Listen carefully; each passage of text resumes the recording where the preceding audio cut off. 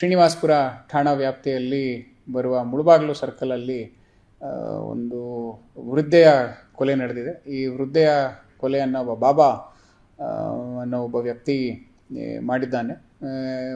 ಮೊದಲನೇದಾಗಿ ನಮ್ಮ ಇನ್ವೆಸ್ಟಿಗೇಷನಲ್ಲಿ ತಿಳಿದು ಬಂದಿದೆ ಏನಂದರೆ, ಈ ಬಾಬಾ ಹೋಗಿ ಅವಳ ಒಂದು ಆ ವೃದ್ಧೆಯ ಬ್ಯಾಗನ್ನು ಸರ್ಚ್ ಮಾಡ್ತಾನೆ.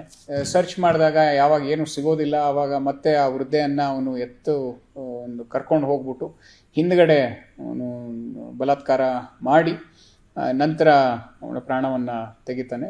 ಈ ಬಲಾತ್ಕಾರದ ಬಗ್ಗೆ ನಮಗೆ ಈ ಮೆಡಿಕಲ್ ರಿಪೋರ್ಟಲ್ಲಿ ಗೊತ್ತಾಗಿದೆ ಈ ಥರ ಆಗಿರೋದ್ರ ಬಗ್ಗೆ.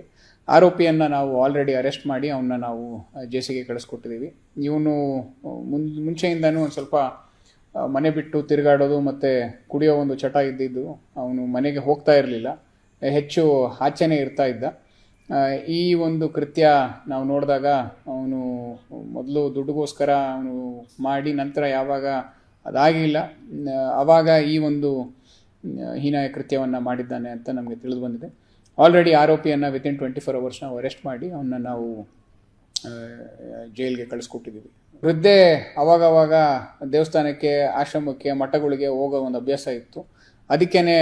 ಹಾಗೇನೆ ಅವನು ಹೋಗಿರ್ಬೋದು ಅಂತ ಅವಳು ಮನೆ ಬಿಟ್ಟು ಬಂದಿದ್ಲು. ಅದನ್ನು ಯಾವಾಗ ಈ ಒಂದು ಕೃತ್ಯದ ಇನ್ಫಾರ್ಮೇಷನ್ ಗೊತ್ತಾಗಿ ಮೊಮ್ಮಗ ಬಂದು ಐಡೆಂಟಿಫೈ ಮಾಡಿ ನಮಗೆ ಕಂಪ್ಲೇಂಟನ್ನು ಕೊಟ್ಟಿದ್ದಾನೆ. ನಮಗೆ ಇದರಲ್ಲಿ CCTV ಫುಟೇಜ್ ಕೂಡ ಒಂದು ಸ್ವಲ್ಪ ಲಭ್ಯ ಆಗಿರೋದ್ರಿಂದ ನಮ್ಮ ಇನ್ವೆಸ್ಟಿಗೇಷನಲ್ಲಿ ಅದನ್ನು ಕೂಡ ನಾವು ಅಳವಡಿಸ್ಕೊಂಡಿದ್ದೀವಿ. ನಾವು ಬಾಬಾ ಅನ್ನೋನ ಮೇಲೆ ಬೇರೆ ಯಾವುದೂ ಕೇಸ್ ಇಲ್ಲ, ಬಟ್ ಅದನ್ನು ನಾವು ಹುಡುಕ್ತಾ ಇದ್ದೀವಿ.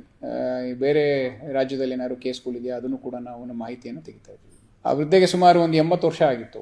80 years ಓಲ್ಡ್ ಗ್ರ್ಯಾಂಡ್ ಮದರ್.